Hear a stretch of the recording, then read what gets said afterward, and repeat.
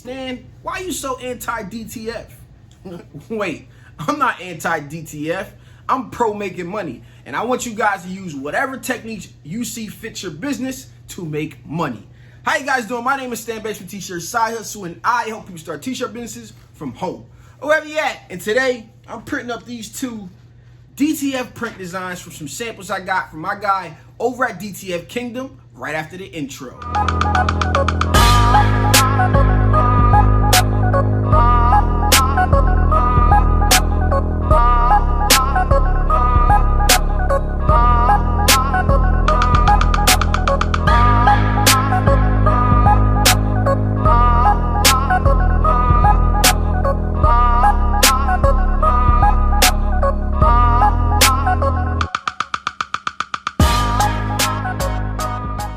Okay, I'm super excited to open up and see what's inside this package from my guy over at DTF Kingdoms. He hooked me up with some samples so I can test it out and see what the quality is really like. All the speculation that people are putting out and different things like that.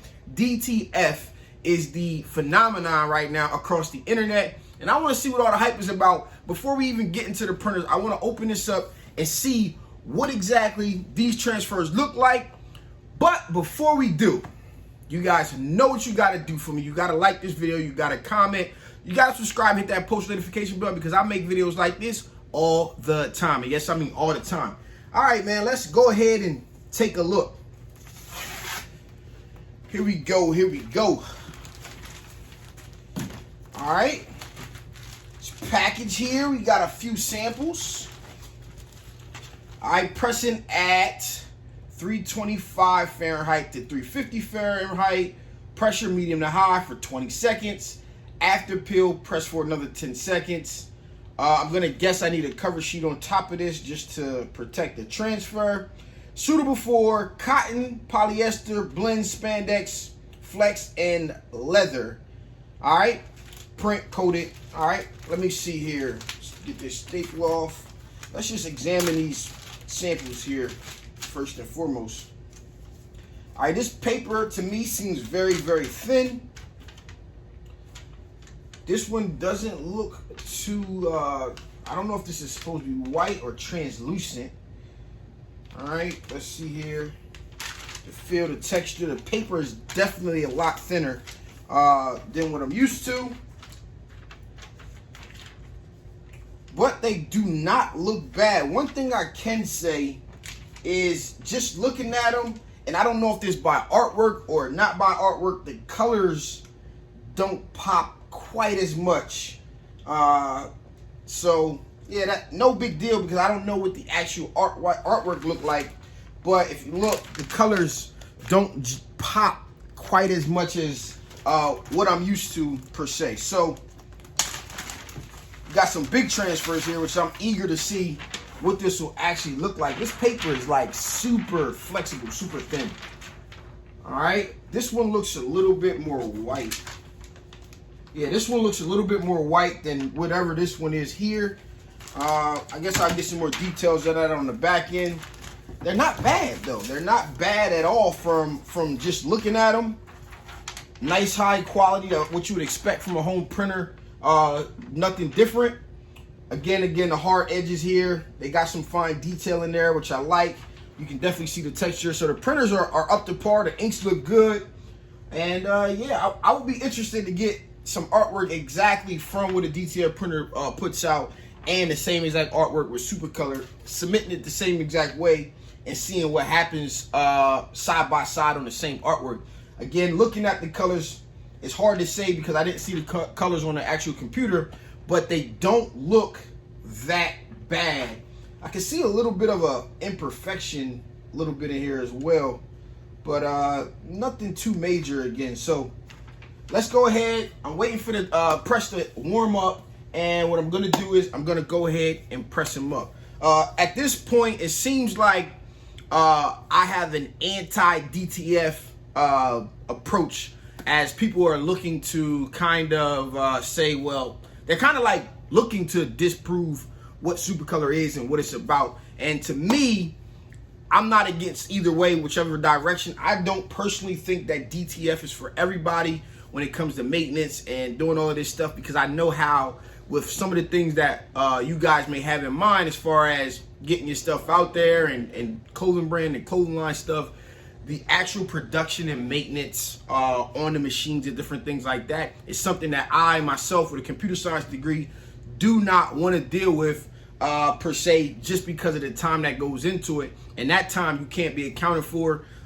You don't get paid for it, and keeping the machine running, from what I've seen across the internet, the maintenance and stuff is what draws me away from it. But it looks to be a very valuable option moving forward. So this is something that you can use if you want to print smaller quantity orders yourself, if you're into production, if you're fine with maintaining the printer, if you're fine with cleaning print heads and different things like that. This does look like a valuable option, but we will see what exactly the print quality and the wash quality comes out to be. So I'm going to press these up, let them set 24 hours, and then I'm going to wash them. So let this heat up, and then we're going to get right to pressing. Okay, I got 2 shirts to press up. I'm going to just do a small and a medium American Apparel. And what I want to do is I want to print this one second because it has the logo on it, because this will be what I'll wear. I'll probably press this on a medium shirt, and I'll wear that one. So I'm going to press this one up second. So I'm going to slide that over here.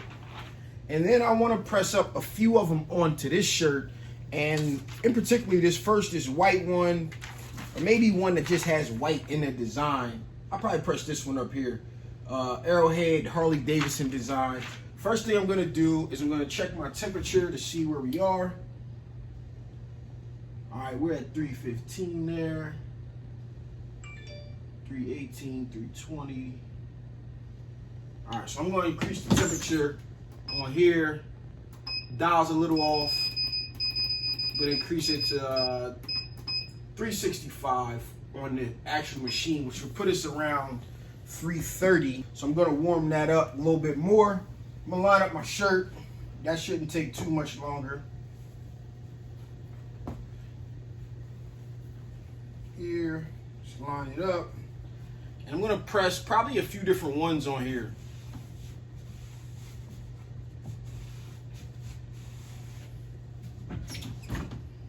Little pre-press going.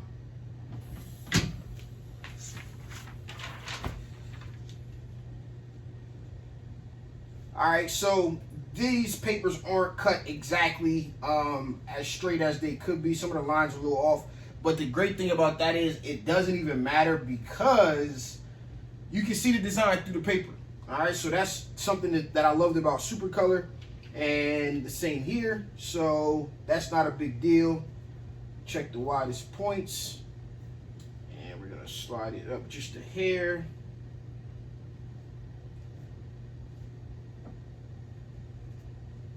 All right, that looks like it's lined up straight. So I'm going to give it a few seconds, and then we're going to press it up.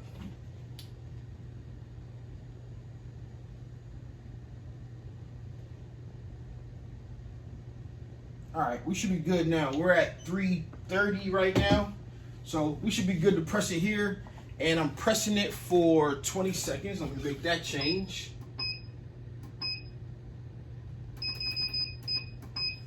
All right, so there is same pressure I pressed Supercolor at. So here is a little bit of a difference. It's a 5-second difference. Then I gotta let it sit over to the side and cold peel it. And then after I peel it, I need to press it again. And let me find my Teflon sheet. Don't like to let this thing jump too much. All right, so I'm gonna let this sit off to the side. Ooh. The fumes, a little bit of a different smell. Phew, that caught me off guard. There's definitely a little smell to it. I don't know what it is, but it caught me off guard a little bit right there. All right, so I'm gonna get this one going here. Actually, I'm kind of a little nervous to press up too. I just want to make sure that the first one works right. So I'm gonna line this up. I'm interested to see how white the white is. I'm guessing that is white. So I want to see how white it is. It comes out. All right, got this lined up. And if you guys want to check out some more information, go check out the DTF Kingdom website and actually their YouTube channel listed down below. There's a few other people out here, Brother Ernest, some other people that hopefully I'll get in touch with. We'll be able to talk some DTF printing and stuff like that, just to see what everybody's take on it is. Again, like I said earlier, I had my first opinion on it, and we're going to, just see what the experts in this matter have to say. Again, I look at myself as a news reporter. I check everything out, and you guys can go to the specific channels of people who know a little bit more about the different forms of printing than myself, and you can get more information on it. So let's take a look here. This one's already cooled down, probably because this bench is cold. So we're gonna roll it. Let me actually move you guys close. Come here. All right, thanks for coming over here. All right, so here we go. We're gonna roll it like we would here. I seen a little lift here. I don't know if that was a lift or was, it's a little liftage there. And I'm rolling it same way that they suggested in the video, similar to Super Color here.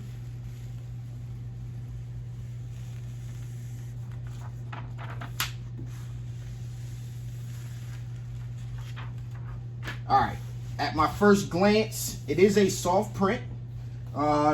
There's a lot of powder residue on the outside of this transfer. Yeah, it has a definite scent. Okay, so it's not as crisp lines on the outside. I don't know if you guys can see this on camera. The lines are not quite as crisp, and there's a little bit of powder residue around the edges here that you can kind of see. Not a big deal. It's definitely a soft print. And yeah, these, if you take a look at the art there at the edges, the edge of this is not as crisp as I would like. So is this a deal breaker? Probably not if I'm doing like one-off shirts and low quantity orders. It actually looks quite good. Again, I would like to see the artwork, and I got to do a side-by-side comparison on the same exact artwork to see exactly what it is. But if you look at some of this here, it's definitely a lot of glue residue. But it is a soft print, and I need to press this again for 10 seconds. So I'm going to go ahead and do that now, actually, before I actually press up this other shirt. But it's not quite that bad. Again, I don't know if this artwork was supposed to be whiter or if this is how it looked on screen, but the white does not look very, very opaque to me. So let's go ahead and get this second press. So I'm going to shift you guys back. All right, so I'm just going to line this up over top of this and just get the second press going. Being a little lazy here. No big deal on that. Make sure my edges are good. Just a little 10-second here. And that should also help with that one little edge that lifted on the cold peel. So I guess that was kind of like the final set of the artwork. And I'm not going to stretch it. Well, I guess I should stretch it now to see how it holds. Again, similar to the way I tested Super Color.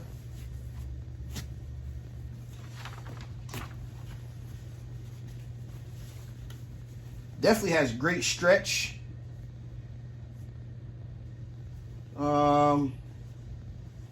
It did add some texture to it as it stretched though. It started to feel a little bit different. But other than that, man, it's not actually a bad quality. We're going to wash it and see what happens as far as the washability goes. We're going to wash it and test it out. Now let's go ahead and press up this second design here. And this one looks to be pure white, period. So this is going to give me a better judgment. I can't tell if that was gradient oriented or if it wasn't. So this will give me a better test or better idea.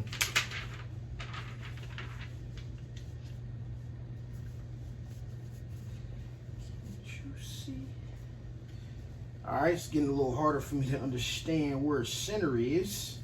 We'll line it up based off of the kingdom part here. That should be good. Again, let me check where we are now. Yeah, right at 330 mark. Same pressure again.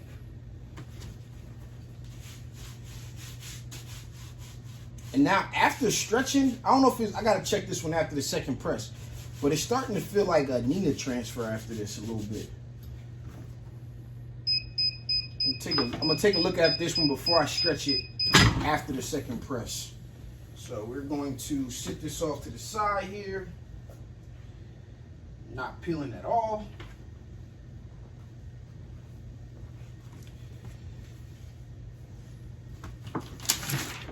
Yeah, whew. Fumes. Definitely has a weird smell. I don't know if that's safe or not, but it does have a weird smell. I'm guessing from the powders or whatever it may be. I never had smelled it before that. So yeah, let this cool down a little bit. And what else am I gonna do? I'll press anything up right now. I got a few more samples. The logo, again, the Jeep design, and these other two little designs. I'll probably hold on to these for, I might need them to do some other content with them or something like that. I'm gonna hold on to these for right now. But I'm definitely gonna send out some artwork to a few different DTF printer places or people and see what it is that, you know, what happens with the same artwork given to people the same exact way and where the artwork goes throughout the process. So I'm going to do that, and we're going to keep it moving. All right, it's kind of warm right now. Move it over here. Kind of warm. I guess it's kind of at room temperature right now. All right, I'm doing the same exact thing that they said. We're going to roll it over. I got a little lifting again on that first corner. No big deal. All right, I lost a piece there.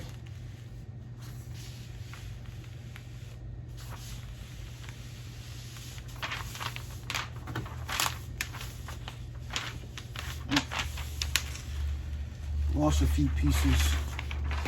Lost a few pieces, if you can tell there. Not sure what that would be. But probably I could make some adjustments as I get more comfortable. Again, the same soft print. Yeah, this white is definitely not white. You can tell kind of like the difference in the shades of the white. I can see some spots coming through it.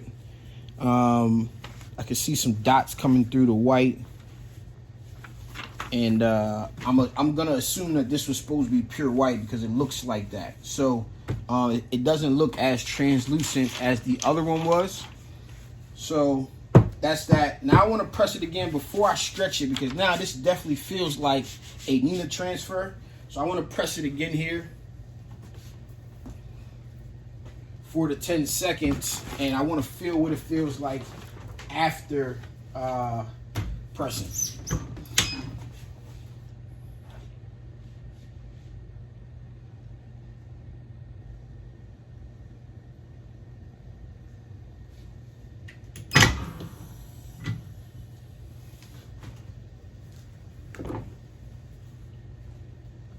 All right, so no stretching. Let it cool down a little bit. Still a little hot to touch. Yeah, definitely. It doesn't feel as rough as this one does without stretching it, but it definitely starts to give it a little bit of a more rougher feel. Not hard, not rough, but this definitely feels like what you would get with a Nina dark transfer. This one doesn't so much, but again, after I stretch this one, I'm not going to stretch this one as crazy as I did that one. Just a light stretch, which will be normal. Like a normal, you know, pull on it. Still feels fine, but this one, the one I overly stretched, as the same way I tested with Super Color, it definitely feels a lot rougher. But again, I actually kind of like the quality.